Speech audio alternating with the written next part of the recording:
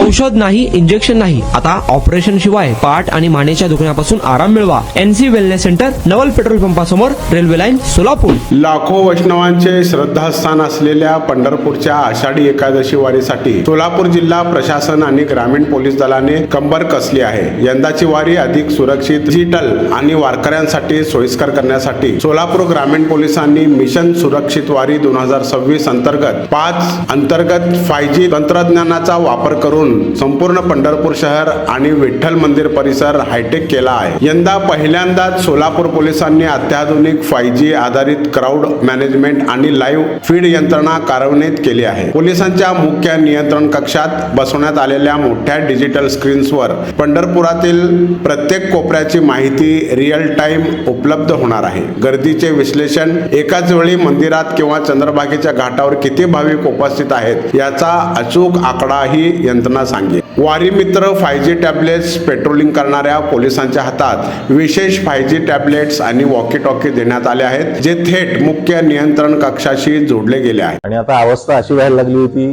की मी बसत किंवा उभं राहत नव्हतो, तर जास्तीत जास्त झोपून राहायचा प्रयत्न करायचो. सलगपणे आपण एखादं काम करायला लागलो की बॅकमध्ये पेन येतोय.